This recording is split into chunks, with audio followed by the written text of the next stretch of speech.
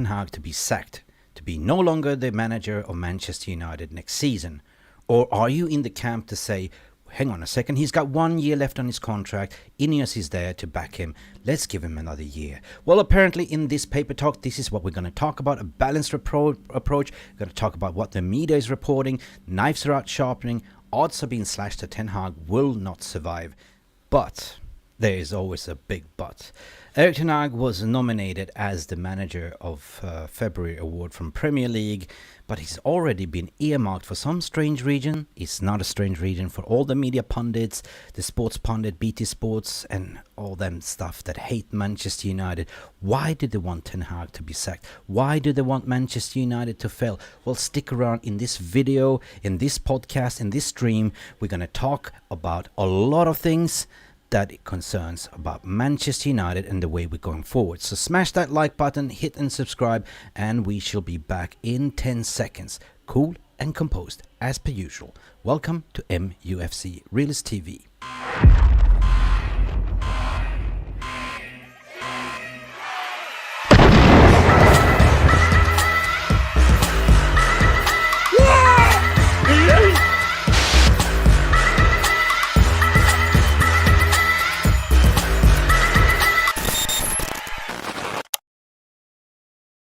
Hello everybody, good afternoon. The day after, it's Monday the 4th of March. This is Mick Ruby here with yet another paper talk analysis. How you doing? Tell me how you feel to be a Manchester United supporter today. This Monday, waking up with the news that Erik Ten Hag might be sacked. This is what most media pundits and such as Paul Scholes are also be saying. The changes came after yesterday's 3-1 defeat against the Manchester City at the Etihad Stadium. We saw it. Paul Scholes relieved that he believed that the INEOS Sports team will make a change this summer as Manchester United manager struggles to continue. It is pretty much doom and gloom according to media, and I kind of knew it, because the media has been sharpening the knives even before this game. Replacements such as Roberto De Zerbi, Graham Potter has been linked, Nagelsmann, Thomas Tuchel, Hanzi Flick has been mentioned as potential replacement. What is the truth, guys? What is the truth? Well, we're going to have a conversation about this right here, right now. We're going to analyze what's being reported in the media. We're going to apply our logic and reasoning to it, and stick around to the end of the video because I do have a surprise in terms of what I've been thinking and saying. So welcome to the show, and this is absolutely some groundbreaking stuff. I was been working on the design, and I really hope you like it. So how you all doing, everyone? Welcome back. It is Monday. Red G is here to say Erik Ten Hag, his post-match analysis would get him sacked, LOL. Well, we're going to talk about why is Erik Ten Hag being reinsured. Did he have a conversation with INEOS Sporting, and did they sort of acknowledge that, Ten Hag, this is not your fault? You just look at the injuries, and you've been playing with what you got, and you didn't get back in the January window just because to protect the FFP. Well, the proof is in the pudding right here, right now, because our play's been dropping like flies, my friend. So basically, he's sacking himself, what you're saying. Yeah, there's levels, and we're going to talk about the game yesterday a little bit. We're going to start about that. So how come this panel has 21 subs and always 30 people max watching? This called something that we're going to discuss later as well. True, depends on. That's a very good question. This is what I've been asking myself as well, Reggie. But it's got something to do with geographical, geotagging, and wrong descriptions and how things are being optimized. But we're working on that 100%. Something we call shadow banning as well, which YouTube don't really tell you. They just refuse to sort of, you've done a few videos calling certain things out. Somebody don't like it. And all of a sudden, YouTube just suppress, not showing you to others. And that is a long story, but we are working on that 100%, because we used to have 5,000 views. We used to have streams when people were tuning in, 3,000 views, but it's all also depending on how Manchester United is performing on the pitch. It's kind of a seasonal thing. Come January window, a lot of people are tuning in. Come summer window, when there's a lot of transfers, a lot of news, a lot of people are tuning in. But when Manchester United is losing and only playing one game a week, the views tend to drop because there's no positivity. So come on, smash that like button if you're on your way in here. Share and subscribe if you haven't done so. Big up Angie, what you're saying. Let's get these ratings back up. Erik had to say he needs the new players in the summer to work with 100%. Thank you, Angie, and that I give you the, you know, thank you. So that's it. I hope I explained myself because it is damning what YouTube is doing to smaller channels, and especially when you are competing to the big corporates. I'm not going to mention the names. They're all friends in the industry, but you tend to be original. You tend to do everything that you can to be different, but you don't have copyrights on it, so people tend to sort of look at you and have no creativity and take what you originally does. So we have to reinvent ourselves all the time and stay on the top of the game, because at the end of the day, you guys are the ones that are driving the content. You guys tuning into this channel, you are there to provide comments every day, participate in the VR room, and that's what matters for me, guys. It's not always about being the biggest, the best. It's about being a global happy fan base community and be able to talk facts. Call it for what it is, call spade a spade, be realists. And if players are not doing well on the pitch, you can freely talk about it without no agendas. You know what I mean? So thank you for your support. You see, by doming Erik Ten Hag comments by doing comments Erik Ten Hag did after the game, he's kind of sacking himself. Yeah, y'all, I can hear you, man, but we've seen it so many times before. You know, when results are not going. Actually, we're going to look at the results as well. Like, we lost 2 games since we kicked off in the New Year season, and City game was for me. What did we expect, right? What did we expect? Let's be real, right? Let's be bloody real, okay? We used to be what City is today. You can agree with me. We used to have all the best players. We used to have a bench that was endless of talent, you know, and we used to be able to rotate, right? But to be real, City has 115 allegations of cheating to achieve to this level. And Manchester United have 1 billion in debt spending on players that is a mismatch over the kilometer of 10 years. That is levels, right? If we had spent money correctly, if we had a proper recruitment structure, a proper structure above, we wouldn't be in this situation. So fair to say that the Glazer put us in this situation. I hate to point fingers, but this is the fact. If you looked at yesterday's game, you look at our bench, you're going like, oh Lord, what are we going to do here? Players are dropping like flies. Johnny Evans run ragged. Rashford was subbed out because apparently he's got an injury as well. And you look at City's bench. Their bench walks in any Premier League team, first team. Our bench, who do we got there? Harry de Hoover is out, no injuries. Willie Kumbala, a youngster, got minutes. You have what's his name, Omari Forson, hardly kicked the ball in the Prem, right? You have an aging Christian Eriksen with no legs, a Juan Mata with technical abilities but without any legs. So how are we expected to compete? You go to the January window. Just the January window alone, the club did not decide to back the manager because FFP. What did we do? We loaned out every single youngster that we have, every single player, to bank on likes of Luke Shaw to be fit, to bank on Martinez to be come back and to be fit and playing, to bank on Casemiro. What happened? Lightning strikes twice, in my opinion. So is this Ten Hag's fault? Is it? That's your opinion at the end of the day, guys. So basically, Reggie is saying we are screwed. We are screwed. And that's a realization for you. Are we screwed? Really? Are we? If you look at it from a certain standpoint, right? We do have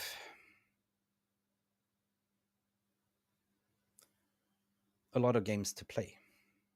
But I think we are playing out of those 10 remaining 11 playing, 8 of them are mid-table and low below. The only ones that we are playing is Arsenal and Liverpool out of the big boys. Then you flip around and look what Spurs are playing, what Aston Villa is playing. They're meeting all the big top 6 at the final minute. So is it game over Red Rover? Well, depends on. The thing is, we are lucky that in the middle of March we have a break, international break. That means that we can rest, we can have some injured players come back, and God knows what's going on with Malacia. Somebody called the missing persons because he's been out for the rest of the season, having two injuries. And what's going on with Mason Mount? This is a lot of questions that we need to ask. But as a club, as a fan, do we down tool already, or do we say, okay, this was expected? This is City. This is one of the best teams in the world. The best teams in the world, people, right? So how did we actually manage to get this defeat yesterday? This is the question. And this is a 10-year, 143 unbeaten Premier League run against City, to be honest. I cannot lie. Of course, I'm disappointed. Now, we scored 1-0. There was a Marcus Rashford rocket. But that was the only thing that Marcus Rashford did yesterday. It was like he was saying, well, I done my bit. I scored. Back to you, Bob. What are we expecting? We look at their team. My God. Rodri, KVB, Silva, Foden. Abundance of talents. Abundance of talents. And what we did in the first half wasn't bad. I mean, we did have control in terms of the midfield, in terms of how we were defending. We were up 1-0 and almost could have scored 2 or 3, right? And there was something that Pep Guardiola didn't expect. But it's so hard to sit there and defend the full 90 minutes without even going forward. There was moments in the second half that we have a spell of 5 minutes possession where we're passing it around, cool and composed, like, no panic, no stress. But then, of course, then fatigue sets in and you have to go to the bench, right? Taking off a 36-year-old Evans, who, by the way, run himself ragged, right? And in comes Kwambala, youngster. There's nothing you can do to put pressure on a youngster there, right? Sophie Amrabat, you know. Then if you look at their bench, who did they have? Well-known players, right? Bob, Oscar Bob, what do they have? Grealish, you name it, world-class players. And these players, this is kind of what reminds me what Manchester United used to be. We used to have the best in class. We used to have Ollie come in and rotate the striker position. We don't even have a striker at the moment. We are banking on Rasmus Højlund, a 21-year-old. When he's out, who do we play on top? We have nobody. Martial screwed us over. It's got his contract's running out in summer. Thank God, he should be gone.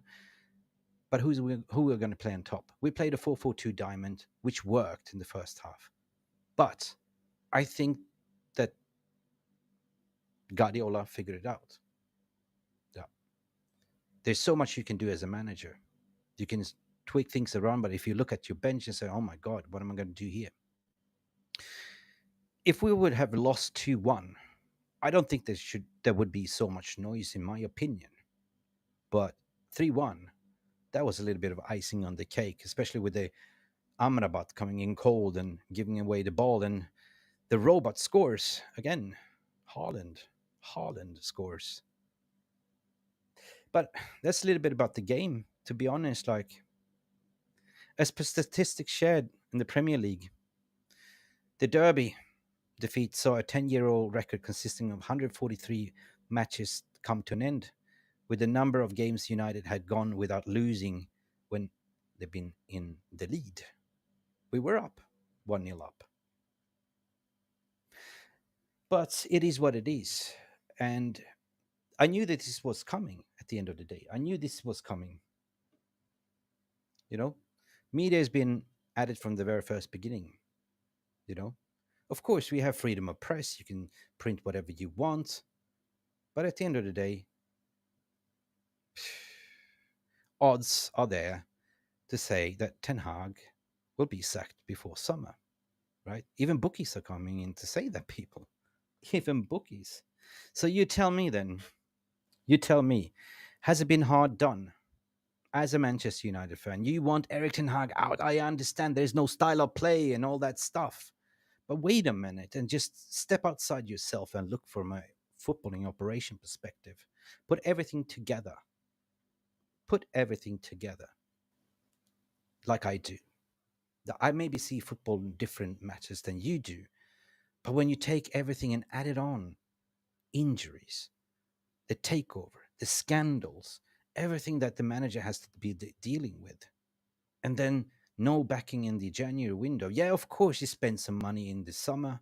Yeah, he did, but it wasn't really his signing, was it? Maybe the goalkeeper was, but the reason why he bought a sweeper keeper was to play for the future. Because if you play a Harry Maguire, Johnny Evans, and Victor Lindelof, you can never play the high line. His style is always to be playing a high line, if you remember. That was the general idea. That is the reason why you want to see, like, a sweeper keeper playing high up the pitch and push all the fullbacks and the centre backs, to dominate and press.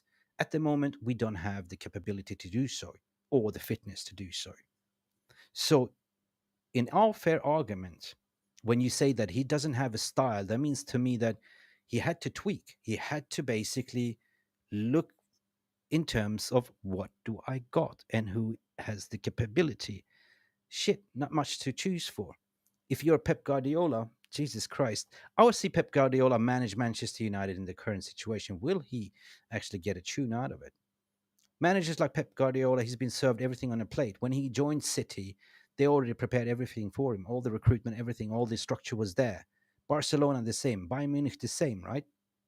Jose Mourinho was exactly the same. Conte was exactly the same. Elite manager with the, with the squad that was always purchased. The thing is, what we are doing right here, right now, and what we have to do, peeps, is to get the proper bloody structure in place. A proper bloody structure. But some people call it INEOS Dream Team with Omar Barada, Ashford, Wilcox, and the director of football or director of recruitment scouting. That needs to be in place first before we even talk about recruitment or the outs is so important. Yeah, I'm fuming like you that these players yesterday needs to be gone. Rashford, look yourself in the mirror. I don't like him anymore, but he's a Manchester United player, so I love all my players, right? I'm not a player FC. I'm a club first, always been. You got to talk about the left back situation. Luke Shaw, how many minutes are you available versus how many are you on sick leave? I believe they're going to be ruthless, but you can't do everything in one summer, right? When is Ashford coming? I can see you. But apparently they do have negotiations, and they're apparently talking about rounds of figures of £8 to £10 million to release him. You know, where do we go from here? I know it's not easy, guys, to be a Manchester United supporter this season, but just take your backs. Last season, we were on a high. We were on a winning streak. We finished third. We won a, you know, Carabao Cup, and we were actually in all cup in the all cup competitions to the very end. FA Cup, Carabao Cup, right? So I do understand, right? I'm not Ten Hag out. I'm not Ten Hag in. Never been, but I do like to put it to analyze it from all different angles.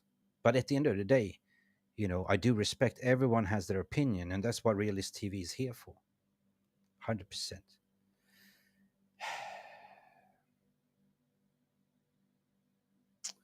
Yeah, I can see you, Lily. Same place will be here next year. Depends on. The proof will be in the pudding.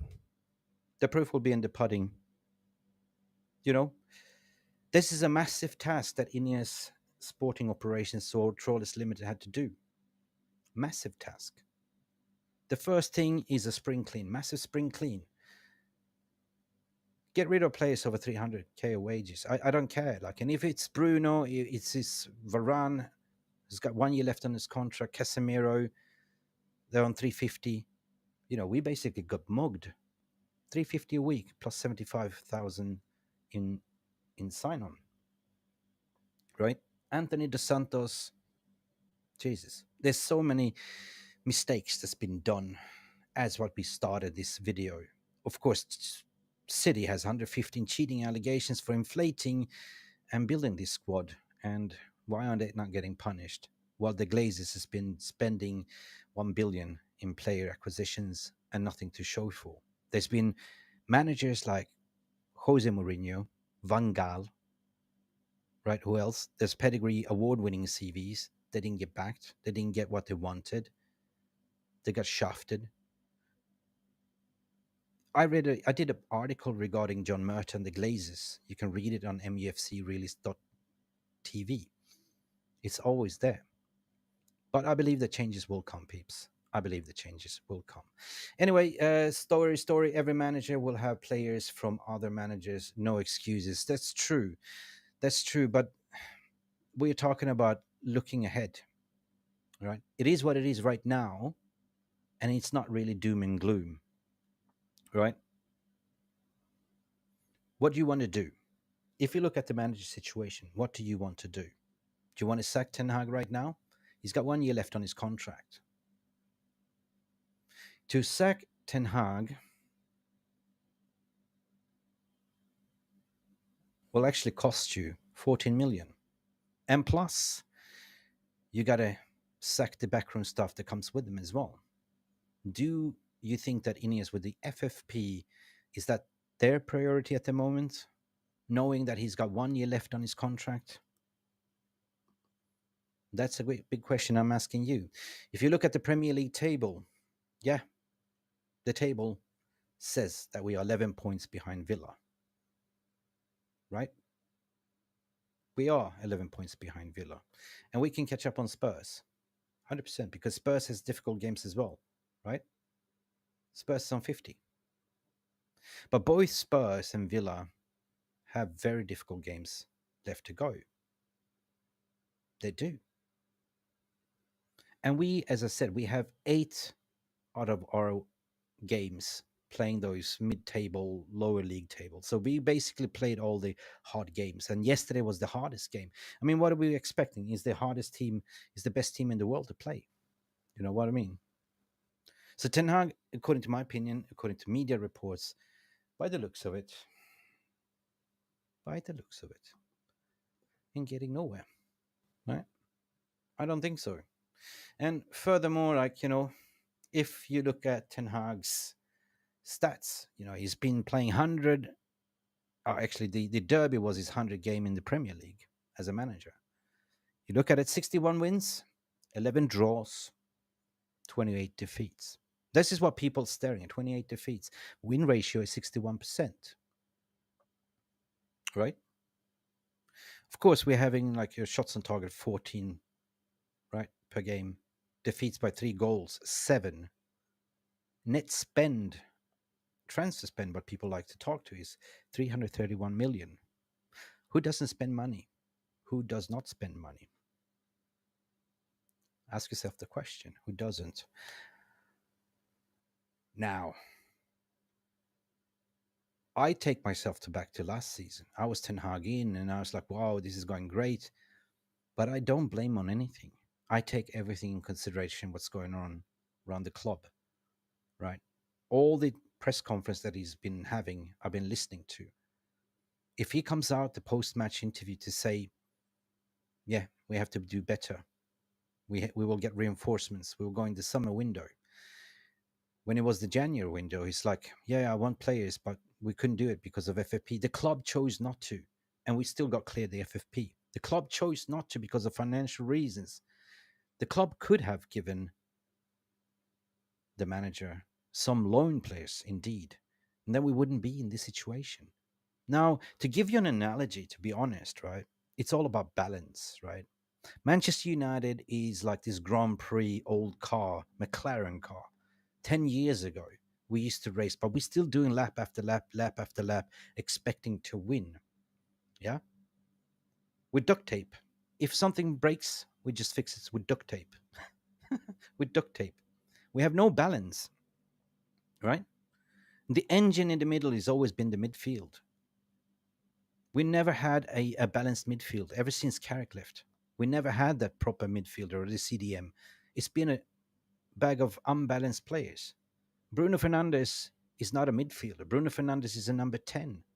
You shouldn't play him on the right wing. You shouldn't play him deep. You should be, playing on the top there, like, providing passage of play, being the creative spirit. It wasn't until we actually wanted Frankie de Jong that the idea came, okay, we need a Frankie de Jong, a ball carrier.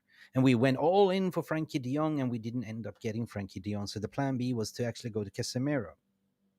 Yeah. And we got Christian Eriksen on a free. So that last season with Christian Eriksen, Bruno Fernandes, and Casemiro was really, really good midfield. But they're aging midfield. They're aging midfield. And the back line with Varane was great, and Licha as well. That was the stability. I call them the Bermuda Triangle. We are missing this season. So we never got on the starting block, according to my opinion. I've been thinking and then putting my analysis to it. Right? So the race car for me is the back wheels are the defense, right? You need to have the solid defense because at the back of everything you have the exhaust, which is the goalkeeper. You don't want to leak in goals, right? You don't want to have brain farts. This season, Onana has been having 11 different combinations in front of him. But now you can see that Onana is providing clean sheets and becoming good, you know? And as I said, the whole idea for recruiting in Onana was to play a high line. And with the back four, this supposed in his system is to push forward, play everyone in the middle, even go over the byline, the center half. We haven't been able to do that. We haven't. So you tell me, guys, you tell me. I'm tired of sitting here and having this debate, Ten Hag in, Ten Hag out, Ten Hag this. But then, of course, on the front, on the car, you have in the middle, you should have the striker, which is the nose of the car, which is very, very important. Then you should have the left winger and the right wingers. It should be balanced. Now, of course, everyone knows this is a driver of a car. If your tires are not balanced, you're going to skid off the road. And currently, our McLaren car is skidding off the road. Then you look on the other hand, you look at the City Group. They have the latest machinery, the latest tools, the latest spare parts sitting on the bench while we've been loaning up our old spare parts. And we are expected to race to finish top four this season. Ain't gonna happen, right? So I hope you do understand what I'm trying to present to you in a logical way. If you just stop for a minute and think logically and do analogies, and you ask yourself the question, is it Ten Hag's fault? Is it? Or is it just a calamity of everything? Now, I don't know, but in my thinking, I use the analogy of the car. You know what I mean? Mark Davis, hi Mick, how are you doing? United were poor yesterday. Mark, United was never expected to win yesterday. We got knives were out already by the medias, right? Already pre-writing the stories. Paul Scholes came out yesterday slamming. Everyone is on the bandwagon. Kill the manager. Get him out the club. It's his fault. Yeah, it's always the manager's fault. Is it? I just laid you up a case before, like, everything that's going on, right? Footballing gods have not been with us, right? Just going to go to the comments section. Call us how you doing, my friend. Our wingers are greedy as shit, and that's the problem. Yeah, yeah. Proper wingers, according to my opinion, should hug the byline. We saw that Anthony Dos Santos try to do it. He's trying to do. I can't stop laughing. Right? He was successful. You know, he got the ball like just by the byline. He kept running on the sidelines, and he stopped. And of course, who tracked back to stop him when he stopped? Phil bloody Foden, who just scored 2-0. 2-0. And where was he standing? He was standing on the 6-yard box in Manchester United box when he started to track his run. Do you see Marcus Rashford doing that? I'm sorry, Marcus. You have two Mank Borns, right? Almost on the. Okay, Rashford is like 26, 27. Foden, 22, 23. I can't really remember. I don't really give a shit about City players, to be honest. But my God, there are levels. There are levels of determination and being world class. One has won multiple Champions Leagues, World Championships, Champions League. That is a world class. Applies 7 out of 8, 8 out of 10 performance week in, week out. That's levels. On the other hand, you get a bumper contract, you get paid 350, you got in the media, protect yourself, and then you got like this. Yeah, I scored one, but that's all I'm gonna do for this game. That's all, folks. Game over, Red Rover. Bye. Gonna fake my injuries. No, I didn't say that. I'm gonna say that I'm injured just to dodge the bullet on the 70th minute, be subbed out, and ciao, sayonara. For me, they all have to go. Everyone that's over 150, look yourself in the mirror. Who gets paid mega bucks at City? Who gets paid mega bucks at Arsenal? Who gets paid mega bucks at Liverpool? Right? Hardly they get over 150. So what I'm trying to say here, this goes back to Glazer's area, to Woodward area. Sorry to say that we can do anything in the market. We have money, yada yada yada. Boom, shakalaka, boom. That was the United tax. Now, finally, the only thing that I can look forward to, people, is to actually look for the summer. The proof will be in the pudding. Okay, Brailswood. Okay, Ineos. You said you love a club. You said you not going to sack the manager because you said in interview when you held Radcliffe that United had good coaches, but it haven't been their fault, right? He said that. He did. It's on tape. It's always been about the structure above. There's been no ethos, no philosophy, no recruitment strategy. So therefore, we spend 1 billion and nothing to show for. But on the other hand, double-edged sword, you need to make Europa League. As a fan, I want to make the Europa League. And basically, why is this so important? It's not for the Glazers. It's for us to be able to compete, right? Money to spend for the recruitment in January, in summer, but also the pulling power. The pulling power needs to be there. If you don't have Europa League or Champions League, whatever, it's going to be difficult to recruit in players. But on the flip side, players don't really give a shit anymore. They only look at the paycheck, right? They might be interested in this new project. They might be. So big up to all of you. Big up to all of you. And don't forget to smash that like, please. Big up to you, Craig Warby, as well. How are you doing this Monday? I'm not upset. I'm just facing reality. We need to have a conversation. I've been thinking all day. And I said, it's time to stop because I knew the media was coming after it. I knew. I kind of knew. I kind of had this feeling, right?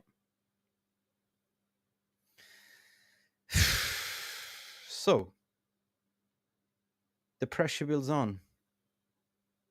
We're going to talk about this one, peeps.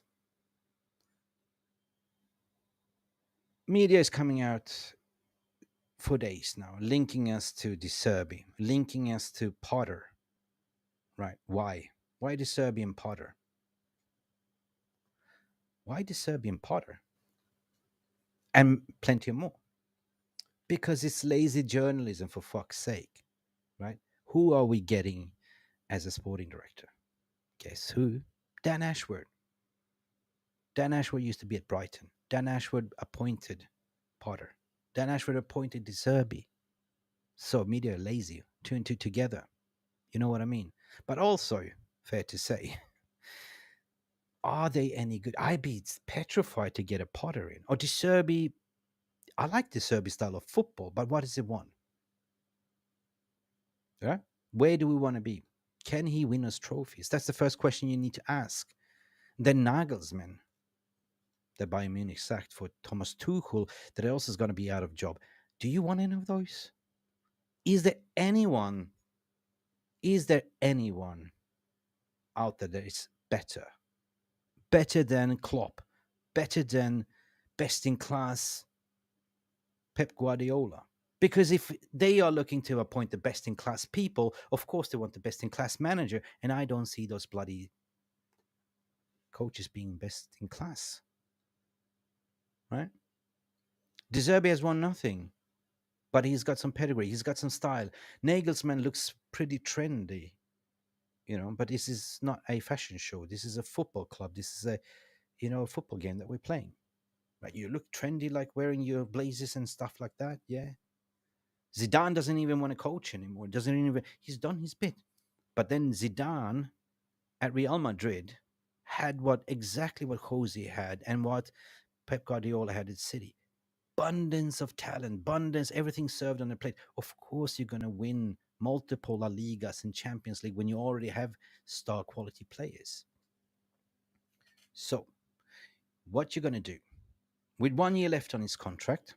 Are you going to sack him, or are you going to say, right, this is not the priority right now? Right now is to get rid of all this deadwood. This is something that we've been crying out for to do for ages. Get rid of Luke Shaw, for fuck's sake. Injury prone. Get rid of players like that has no output. Why am I saying so? In reference, going back to what Omar Barada said, and this is reported on tweets and numerous outlets to say that if you're not performing within 2 years of your contract, it's sayonara. See you later. Bye. Out the door. Right? It's performance management. It's the same thing when you're at work. You're employed to do sales. If you're not hitting your targets, right, within 6 months of probation period, you're out of the door, right? You can be hero and drop down to zero. That could happen, right? Everyone has form slumps. Yeah, but it's just, I have no agenda against Rashford. I'm just looking, what's best for the club here. But tell me, Rashford, are you hitting 30 goals per season, week in, year after year? No, you're not, right? I'm just tired of these antics and all this PR stuff, and prove it on the pitch. Big up Michael from Zimbabwe.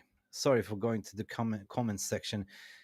Big up the realist fan TV. How you doing, Kevin? Sorry guys. Lillis United. One day De Zerbi, next day Tuchel, Nagelsmann, Flick, Southgate. In end of bring in Mr. Bean. Yep.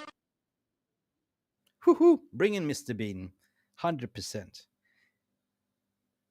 So, you tell me, is the pressure on when it's like 10 games left to play in the Prem? Or is it not? Does it make sense to get rid of the manager right now? Or would you give him time to see, okay, you're not a bad manager, you just didn't have the resources around you, right? Right? You spend a little bit, but then you were overruled by idiots such as Murta that don't have any pedigree, you know? Technical director Darren Fletcher, the clowns, man. Look around any Premier League club or any Europa League club. They all have the best in class team in terms of sporting director, recruitment structure. Of course, Manchester United have a fantastic global recruitment network. But the problem is that current football director doesn't look. He doesn't listen, doesn't pick up the phone. All he's saying to the agent, fact, he doesn't sell me shirts.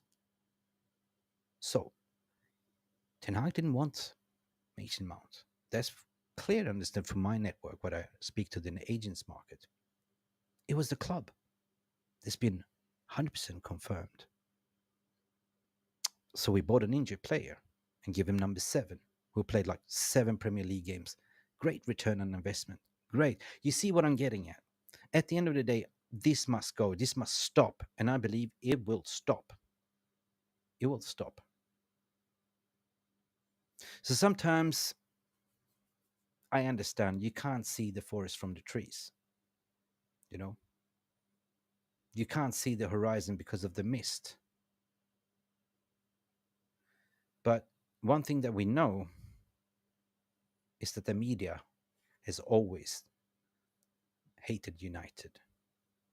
The media has always had it in it for managers. It goes back all the way to Sir Alex Ferguson when he banned media to come into the press conference. And Ten Hag is starting to apply the same thing. It's not tyranny. It's not, dictatorship.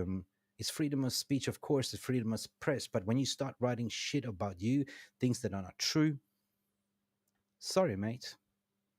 Things are looking better. Even social media department, the head of the CEO has been sacked.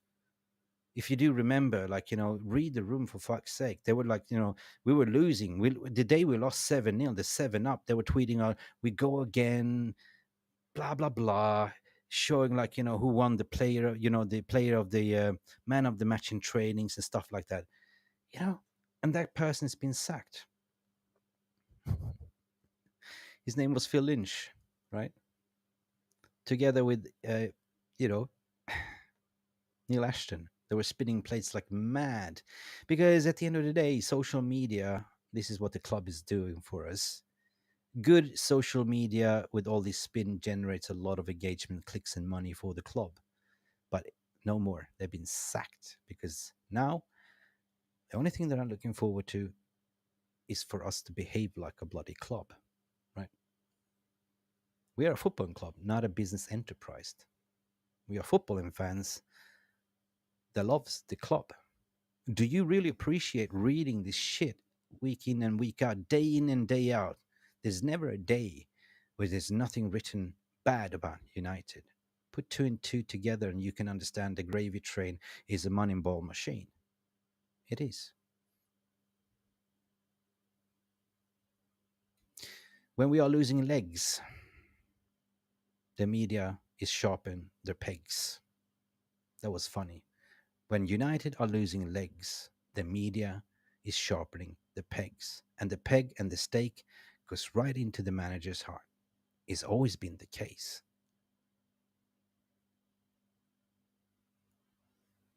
Right. Pause. That was me going on a tandem.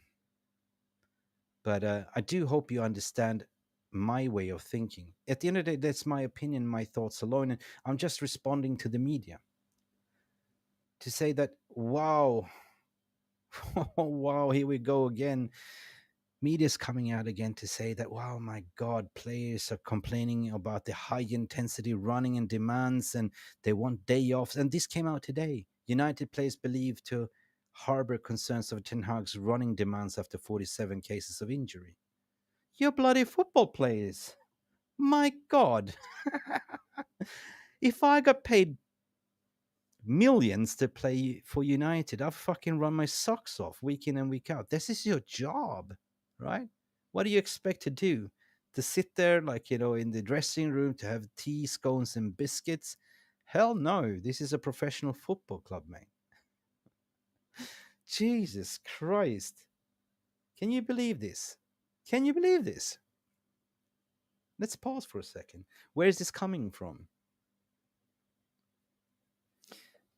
Well, it certainly comes from the media apparatus, and that is proven the point. They want to sack the manager because that sells a lot of headlines, right? A good performing United on the pitch is no good business for the media apparatus. Paul Scholes, Graham Souness, even a legendary captain, Roy Keane, they're getting paid by Sky Sports and BT. They're getting paid and they have editorials to whisper. They have earpieces. Now speak about this, speak about that. They're getting paid to say so. But do they really mean it off the camera? It's just a show, it's a spectacle. Everything that you see is theater. Sky Sports, Sky News, Talk Sports. It's all about driving on fear and emotions. But don't let fear and emotions clog your judgment. At the end of the day, it's only you that's going to get hurt and your mental well-being. Ain't good look though. I do understand. 100% do understand. But guys, let me know what you're thinking, right? Kenneth, what you saying here? Bring on the Scousers. Yeah, we need another Scouser scalp. We need another cup run, a shitbuster time. 100% would agree with you. Lillis, some want Inzaghi, some in United Farmers League. Inzaghi. The only one, mark my words, the only one, and you're going to hate me for it. There's two managers that I would love to see. I would love to see, but it's not plausible. One, Pep Guardiola. I know he's a fucking city, he's a blue, but that guy is amazing, right? The arrogance. Yeah, I hate him. Klopp, I would never touch. Of course, he's an amazing manager, but he's fucking scouse. I wouldn't touch him. And the other one, Javi Alonso. I know he played for Liverpool, but he's doing madness with Mönchengladbach, right? Talk about the Hurricane curse, or the Spurs players coming to buy and to win trophies, and they're not going to win the trophy by the looks of it. Javi Alonso is there to block it. Yeah, let's have a conversation regarding that. Andreas Rasmussen, how you doing? How you doing? Craig Warby, I'm definitely behind Erik Ten Hag. Andreas Rasmussen, where are you from? Are you Scandinavian? Are you Danish or are you Norwegian? Let me know in the chat as well. Always good to see you. Story, what you're saying, Craig. It's hard to work behind managers, sitting and do nothing on TV. It's easy money for this. Yes, you're Danish. Yeah, big up. The only thing I can say in Danish is "rød med flø." And you know what I said that. I love Denmark. I love Denmark, of course, and Copenhagen is a beautiful city.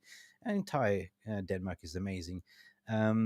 So allt bra, allt bra, mycket bra, mycket bra. So me, of course, speak Swedish. So yeah, good to see a fellow Scandinavian in here. We could have our injured players back after the international break. So chin up, Reds.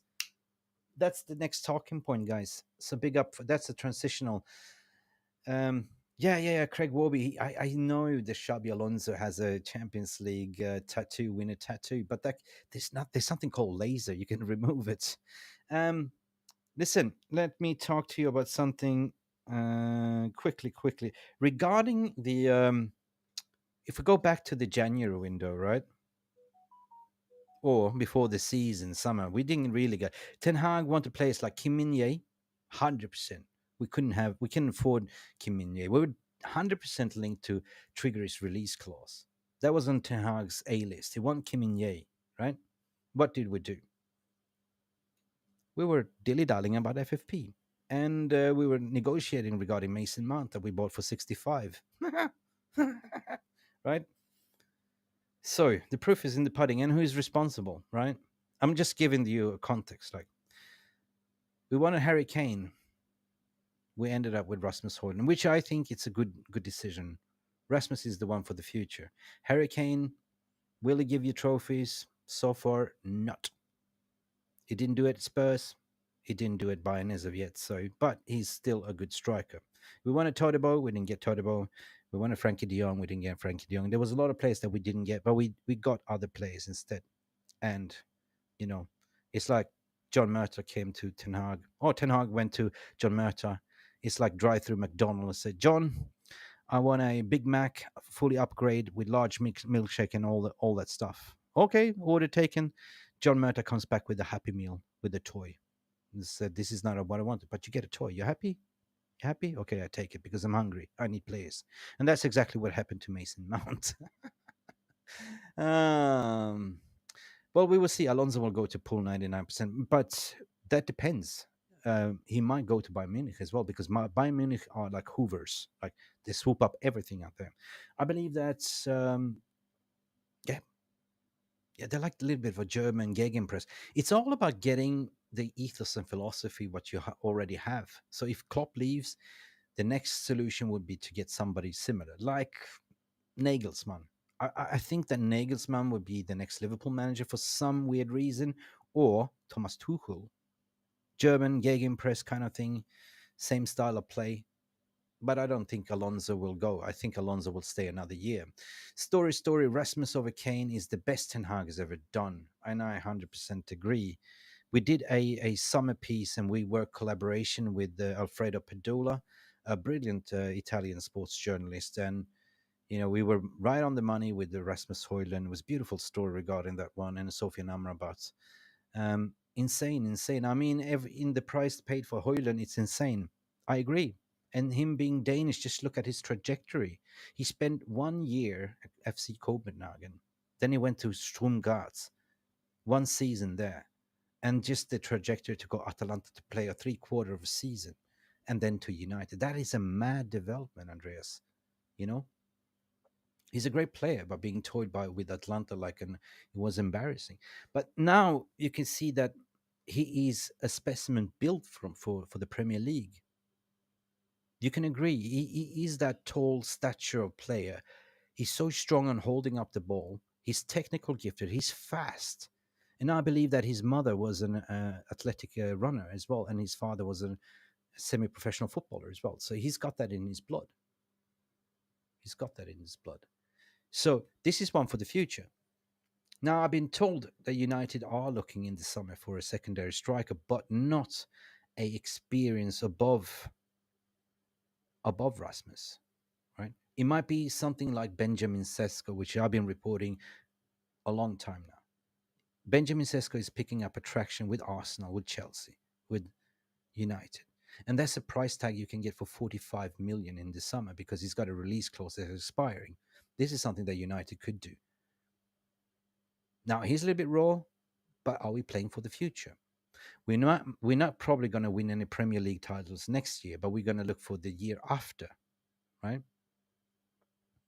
Rome wasn't built in one day. If you're going to do a structural rebuild, you cannot sack everyone, at the same time and expect, us to be competing the day after. It's not like a light switch like that, right?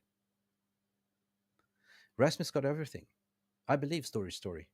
Craig Warby, Hoyland is worth that transfer fee all day long, in my opinion, too. But again, that proves that we have a 20-year-old or 21-year-old leading the line for United. You good enough, you're old enough. But we don't have anyone else. He's out. And I swear to God, I don't want to see Rashford playing up front, right? This is what I talked about, the balance of a racing car. You need to have left tire, right tire balanced, and in the middle you have the nose, and you have the driver. That's Ten Hag. The engine is the midfield, the combust, the driving force that feeds the striker, but also drives the back defense wheels, right? Then you have the fifth wheel, which is the reserve team, which is the bench. Always have to be top notch. And again, I hate to say it, but it's fact. City have cheated 115 allegations. What's going on there? They built this squad to what they have today. Will they go for another 4P? Another triple for quadruple? If so, it's bloody cheating. Is it fair? But they do play fantastic, bloody good football, in my opinion. Even Arsenal playing fantastic good football. It hates to say. It hates to say. But what if we didn't have all these injuries in the beginning of the season? We went to US tour, played on AstroTurf. Anyone that played the ball football, AstroTurf, it is so bad for your knees and for your ankles in general. And guess what? Guess when we're going back on summer tour again? Bloody US again. I'm dreading this. Anyway, um, let me see what your comment section. Dark Crow, I am a Red Devil since 1991. Big up, mate. How I was born Red Devil. First thing that I said wasn't mom and dad, it was United. You know what I mean? Let me see what you are saying. Alonso knows he can go Munich or Madrid at any time for the future, 5-10 years down the line, 100%. What would he leave now? He's being successful. Craig Boredom, Mick, did you see the bench comparison between us and City the other day? Says it all. That's levels, man. There's bloody levels. And this is what I've been talking about, right? You're comparing us to City. You can come out and blame Ten Hag yesterday, but what the fuck was he supposed to do? You look at Pep's bench. His fucking bench will make our first team. Luxury. And again, this used to be Manchester United 10 years ago. We used to be like that. We used to be able to have bench like that. We used to have squad depth. We used to have everything. But we know what's the story. We know everything what led to this. The only positive thing is that you have footballing people now coming in to say, what the hell happened here? I kid you not. Brailsford, his job is to doing the overall strategical review, you know, performance, to see what the hell. It's like, who the hell dropped a hand grenade in here and sprayed the shit on the wall? This is what's been going on for you at United for the past 8 years, right? Jobs for the boys, no structure, no vision, just money in the bank. That's it. So, again, you got to start from the top and work yourself down to the bottom. And don't expect this to happen in one season. Be realistic. What you can look forward to is, will the players go out, the ones that we know is not worthy to wear the shirt? Without mentioning any names, everyone has certain players on your mind. I'm not going to mention names, but everyone knows that some players are not good enough and they are getting a fat paycheck week in and week out, over 150 to 350K a week. That needs to go, right? You see Klopp's injured squad, and you got his, kids playing. They're all playing the same style of football, but they're not getting millions, right? Money spoils players, right? You cannot start Garnacho week in and week out. You will burn him out. And the same with Kobe Maino. They need a rest. They need a rest. And again, Library FC was in January, right? We loaned out everything. We loaned out our spare parts. We are duct tape FC, right? When everything gets broken, we duct tape it. We play players in dispossession in uncomfortable position where they're not used to playing. And this is reality, right? You might not agree what I'm saying, but this is reality. We don't have a left back at the moment. Who are we going to play? Victor de Hoover, Lindelof, Iceman, left back. He's going to be done for pace. He's not a left back, right? We only have Diego Dalot as a fullback left. What happens if he gets injured? We're screwed. Pray Santa Maria, Mamma Mia. I hope we just get by to the season and we're currently hopping on one leg and expecting us to finish top four, finish the race like that McLaren car. We're racing, we're racing in a 10-year-old car, basically. Yeah, in the Grand Prix. Yeah. Yeah. Well, everyone has just the latest updates, the latest Pirelli tires, the slick tires, the backroom stuff is all good and dandy, the training facility, everything, the workshop is top notch. And we are 10 years behind. That is the best analogy I can give you, people, and I hope you do understand and do question if you don't understand. So that's a great analogy, what you're saying here. Jordan Wall, what's up? The Onana we signed this is the Onana we signed. Yeah, I mean, he's been improving. There's nothing he could have done for these three goals yesterday, 100%. But yeah, big up. I want to see the future. I want to see the future. I want the style that Ten Hag wants to play is a high line. You're pushing up all the players to the opposition's half and press. And that means that you need to have quick fullbacks, you have to have quick centre backs, and you're relying on an Onana as a sweeper, right, to play up high up the line. We've seen moments when Onana starting to go up further up.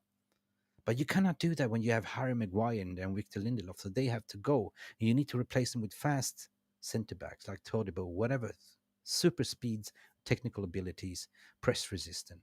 And only then you can talk about style of play. Ten Hag's idea is to play with 8 forward, right? Pressing up high. To play with one holding midfielder and everyone's going forward, and then you have centre backs that are sitting there on the half, high up, and keep the pressure on. With all these injuries, there's no way we can do that. We revert back to not even playing out the back, schoolboy football, and that is the reality. There is a 5-year plan at United. Some say 3-year plan as well, and will start to show promise. In 5 years, we are fighting for the title. Would I be alive in another 5 years? Will I live the day I can walk up the street tomorrow and get smashed by a truck? But at least, as a fan, I said, at least we try, right? I'm not as privileged to go to Old Trafford to cheer. I'm far away, but I'm sitting here 3 a.m. in the morning watching games like everyone else, right? Wherever you are in the world. And you're getting all this in the media every day is a mental struggle for a lot of people. I can't be asked anymore to answer everyone's DMs. I used to. I can't because my mental health is more important to me and my family is important. But one thing that I learned, this is football. And this is the media creating stories because of the self-entitlement for their own gains to create that divide and conquer thing. So wake up, smell the coffee. What's the truth? What's the truth? Hi, Jonathan. How you doing? David Saw. Uh, um, Erik Ten Hag should not get another football job. He's awful manager. How can manager be wrong? These lineups and substitution 3 times each games. Well, David, we spoke about this. You know, the way you see football is your footballing understanding. What I'm trying to say here is to look at from a 360 holistic perspective, right? You take each component and you put it into one bag, and there you go, right? Whatever I say, I try to provide be a voice of reasoning as per usual to give you like fact A, fact B, fact two, but how you decide it, how you want to see it, it's up to you, my friend. But not everyone sees football the same. And same thing goes with politics, by the way. If every politician would have agreed on the same line, we would have world peace, really. But this is not the way the world is functioning at the moment. But what a goal. Yes, what a rocket. 2 rockets, by the way. Got to talk about that one as well. Rashford was a rocket. I mean, we got to talk about this started from Onana. The distribution from Onana. Bruno picks up the ball, plays it back to Rashford. Boom, what a rocket. Right? Phil Foden's goal. You could talk about Rashford getting petulant. That was never a foul. He falls down easily. Who is there? Phil Foden. Smash it. Rocket as well. That was a big rocket. Nothing Onana can have done on that one. And from there, it just went downhill. Yeah, no, I won't be Ten Hag very soon. I will not be anything out. I'm Glazes out. Always been. Right? This is the truth. I lived through a lot of managers. I lived through the day when people were calling Sir Alex Ferguson out in 1990. Right? What happened then in the FA Cup against Nottingham Forest? Everyone was calling for his head. He doesn't know what he's doing. He went on and won the FA Cup 1990. And the rest is history. Right? That was his second season or something, third season. So the same thing applies with the manager. First season, did he overcheat? Yes, 100%. Yeah. He came in there, looked at with a blank piece of canvas, gave everyone a chance. He slapped a little bit of Fred on it, slapped a little bit of McTominay. Ugh, that didn't work. Erased it. God, Fred, he was a little bit of a dog, wasn't he? I loved Fred in a way.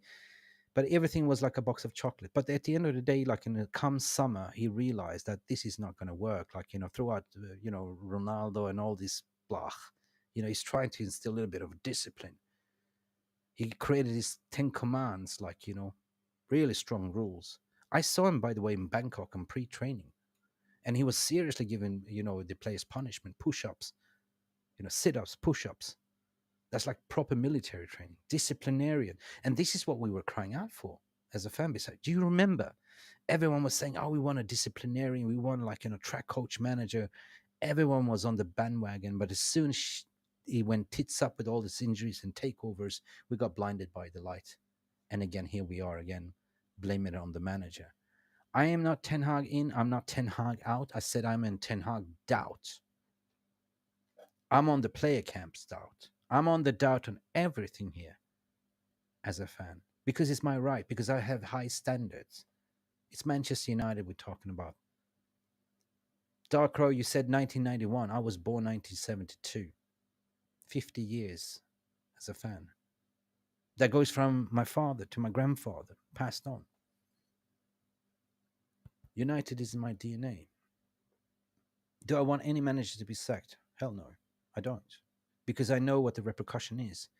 If we sack this manager, we have to recruit another manager and start over again and again and again. It's the same hamster wheel. So, in my opinion, this is my conclusion. And you might have yours. Ten Hag has got 1 year left on his contract. Ten Hag has been dealt a very bad hand with everything that's gone on. Media is out to get him. We as United fans should protect our club, our managers and our players. We should call out performance when they are shit because we are entitled to do so. We should be able to give roses when roses are due. But don't you touch media. Don't you dare write shit about our club again because you've been doing it for years. And when you got banned from the press conference, it's even got worse. Right? What about getting on Poch's back? What about getting other managers back that are doing worse? It's Manchester United. It sells clicks because if we manage to get another manager sacked, wahoo, we have a lot of things to write about. That's the way the money machine works. So for me, to be honest, Glaze is out. That's all I've been. Never been any manager out until it's mathematically impossible. If you absolutely finish bottom of the table, then you can call the manager out. We're currently sitting in sixth position with 9 games to play. And I will tell you what, just to give you a little bit of retrospective in my thinking, you might call me mad, but I believe in following United playing 8 games in the bottom half of the table next 11 games, right? The tough games are Liverpool, Arsenal, and Brighton. 2 of the last games are 4 match away games. So, without even knowing, without even citing Villa, Spurs, what they're going to do, because I know they're playing all of the tough top 6, including City, including Arsenal, including Liverpool, right? So it's not doom and gloom. We lost 2 in January, since January. City, what did you expect?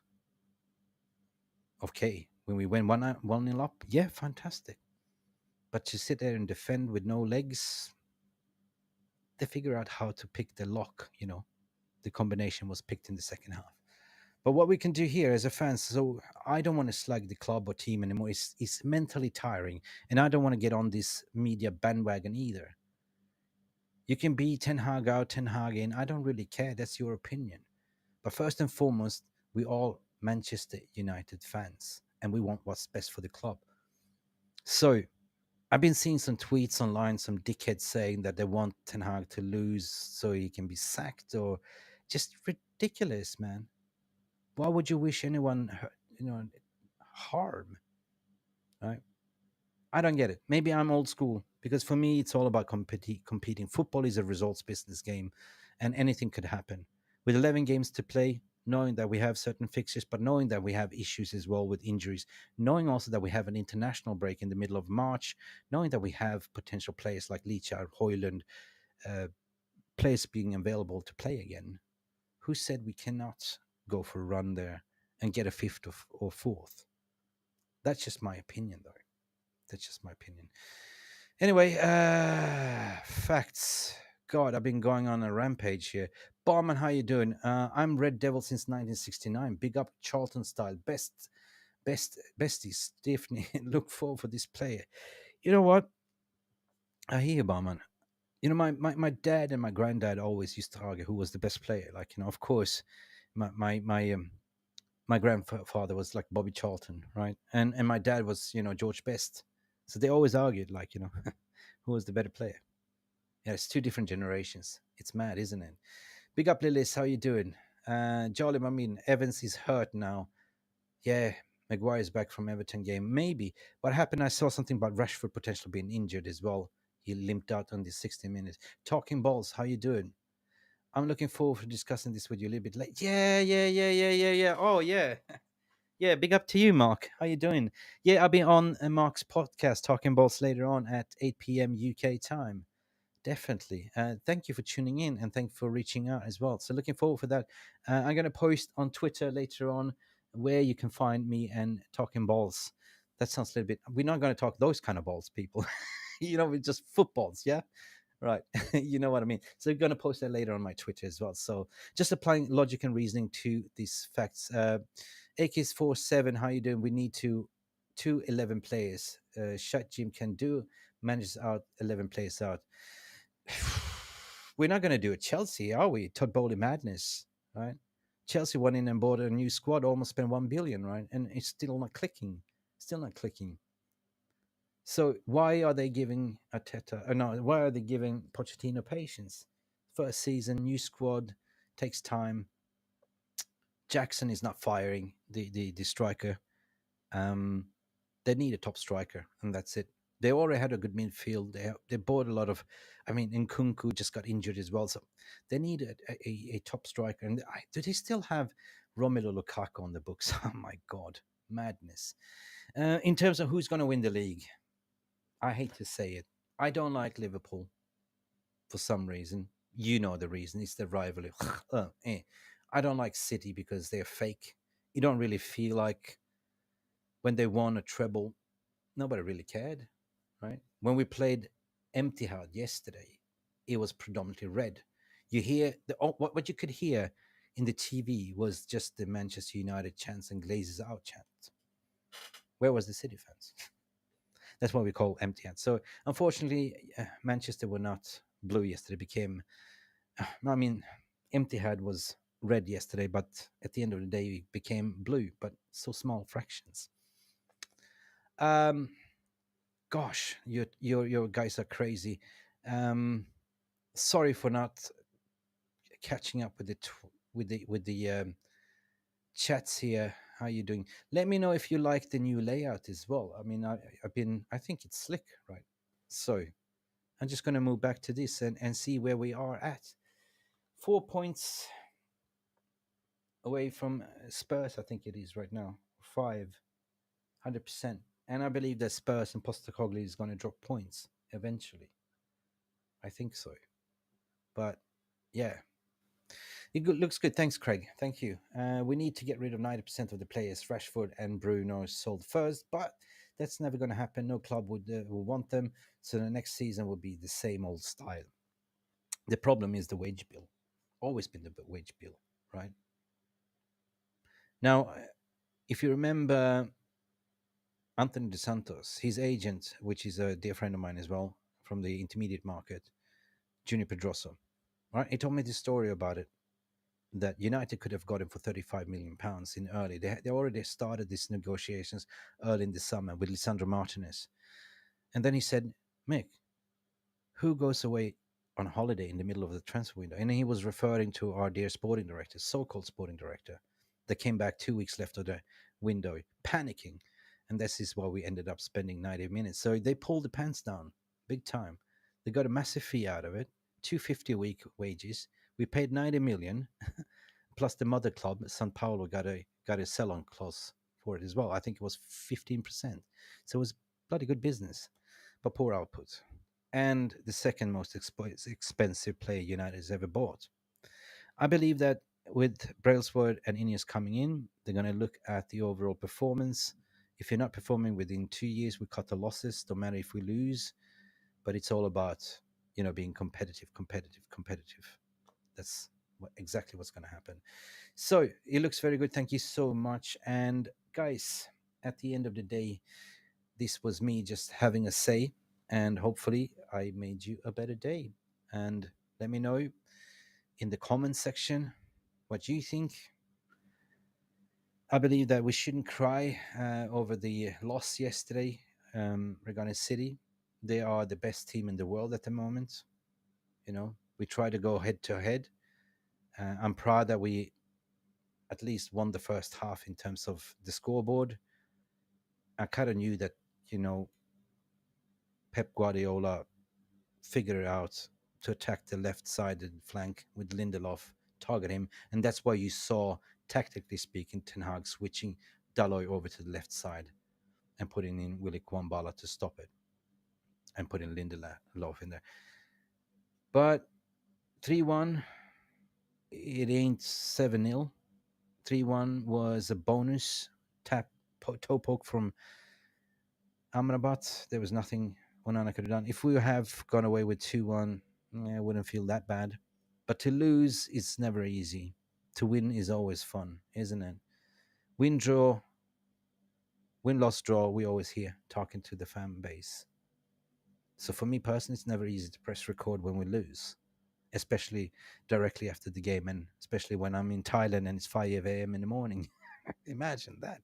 And then imagine apply people in Sydney, people in America, wakes up 5 a.m. in the morning to watch the game. So, question is, how do you feel today as a United fan? Is it doom and gloom? Or do you feel a little bit better after watching my speech? It was a long one. 1 hour and 14 minutes. Is there a show tonight? I believe it should be a show tonight. It should be Jarvis Corner tonight. But I am personally going on Talk Football with another channel tonight. I've been invited. The website is great, by the way, Mick. I did my team selection the other day. Yes, thank you, Craig. And that is the, it's like a build, like, when you're building a structure. This is the first slab, and then eventually we're going to build onto it. So more things to come on the website, guys. And so far, you can only select 433, and you cannot drag it, but they will come. We will be like, match day central when you can engage, you know, do quizzes and polls and have giveaways and, a little bit of a fantasy football. Thank you so much. George Vukalic, Mick fed up with all the United chants wanting Ten Hag out. Glazes out 100%. And what are we saying here? Alvaro also has some of the best wingbacks stats in Europe. Yes, 96 percentile in attacking runs and into the opposition box. Big up. And that is a player that I really, really want back, and that is my train of thought. We took him out from Granada to put him in one of, Portugal's best club. They are, Benfica, to develop him because the club rates him very, very high, and he's apparently supposed to be the replacement for Luke Shaw. Alvaro Fernandez, what a player, what a player. But we still need to go and recruit more fullbacks and more centre backs. Great show. Thank you so much, Jordan Wall. Great to you. Great to hear you. Why were we not getting bench depth? Big question. Um. Anyway, thank you for watching and supporting. My heart beats for United. You know it. But it breaks my heart to see the media treating us like this. And it even breaks my heart to say that fans are falling for it. Again, I try to do a balanced approach in everything that I do. It's not always one sided. You know, we try to look at the left side of it, the right side of it, and we always try to find a balance. And the truth is always in the middle. Is Ten Hag's job in danger? Perhaps. We don't know. What's been going on behind the scenes with him talking to INEOS? Only he knows. He looks reassured when he has these interviews. Will he be back in the summer? There's no even point to talking about who we're going to recruit in. So I don't believe anything what the media is reporting right now because you know why? One thing only. We haven't had the sporting director in as yet. Omar Barada is not in yet, CEO. They're both on garden leave. We don't even know who our recruitment director is. So what's even the point of talking about summer transfers? This media feeding you and other stores, agents giving media snippets because it works two ways. Until we have everyone on board, only then we can talk about recruitment. But the only thing we should talk about from now on to the January window, to the summer window, is the outgoings. The outgoings. My legend, brate, is a tebe isto. Rajat, what you saying? Get two centre backs and two CBs, and we are good. We are good to go. So, this is the new layout, the new studio, and we did get a little bit of a blockage yesterday after the post match due to copyright issues. We showed a clip, or actually, my co host showed a clip that Premier League went in and said, nah, you cannot show that. So we got blocked all of a sudden. So we ended up on 600 views on that one. So if you want to go and see the whole post match reaction show, it's now there because I had to spend time clip it off. Andy Tate did a fantastic rant that received over 4,000 views. It was just 2 minutes, but it was factual. It was factual. And at the end of the day, that's what we do on this channel. We don't shy away from speaking the truth or close to the truth. At the end of the day, your opinion is what matters. You are the ones that are driving the content, right? 58 likes, people. What a disgrace. 58 likes. What do we have to do to get 100 likes? If we do get 100 likes, you will have fireworks.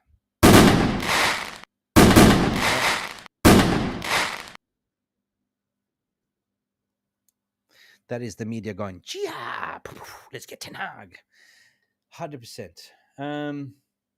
No, I really like this stage. And it's been taken sometimes with the website and just working with everything. So thank you for all your support and keep subscribing, keep joining as a member. Tell people about this channel as well, because at the end of the day, we're competing with the gold bridges and the big corporates, and we're never going to be that channel. We never. We don't strive to be that. We strive about talking real football, real community, real passion, right? No sensational clickbait stuff. And this is all for you. And again, 15 months since we started this channel and 21,000 subscribers. It is kind of baffling, why are we not getting the views? And now we kind of address the issue, because I have people working in the background to have a look at it.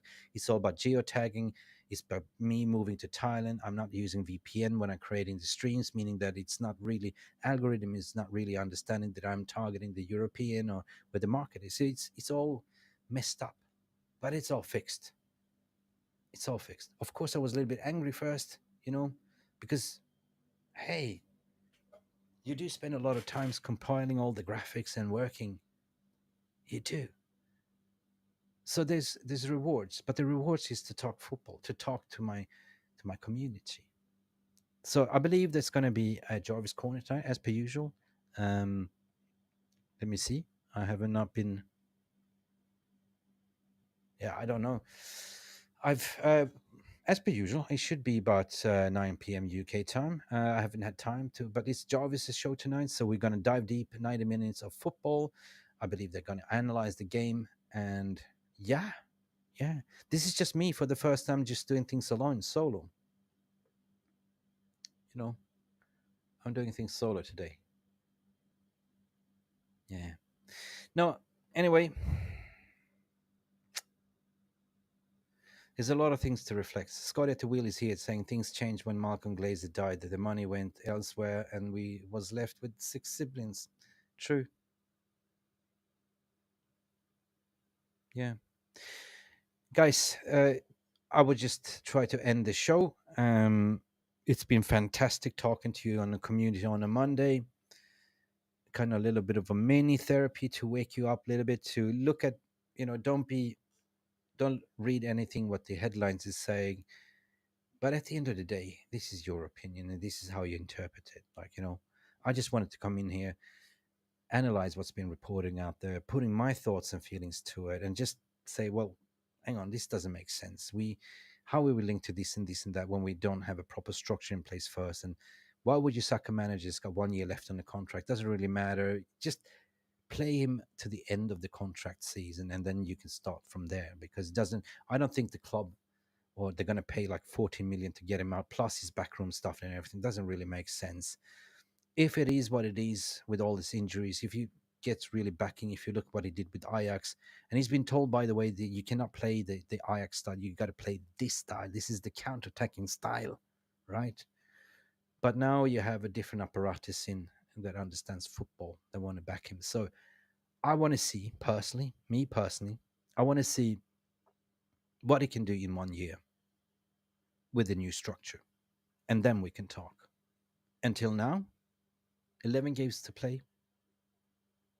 Brace yourselves, because it's going to be a bumpy ride. Top four, or the top one spot, is looking like a mouth-watering piece. 3 points apart from Liverpool, City, Arsenal. I've never seen anything like it. So all we can do is look above here. How do we reach fifth to fourth? So until then, guys,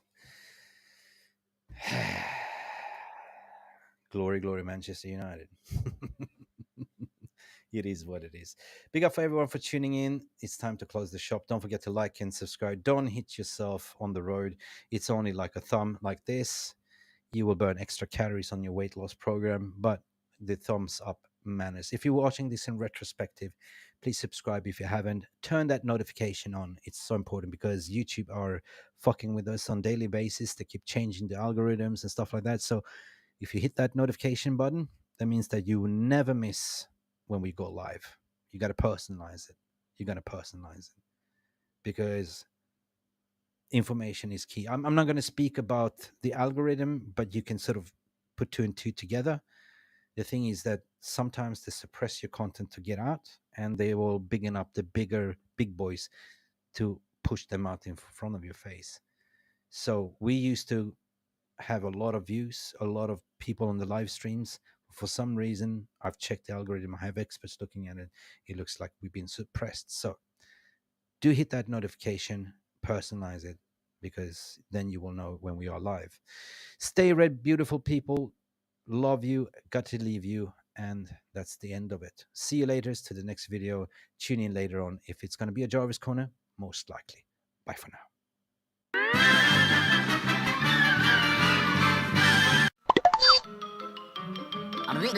That's all, folks. Thank you so much for stopping by and watching MUFC Release TV. Don't forget to like and subscribe and follow us on the socials.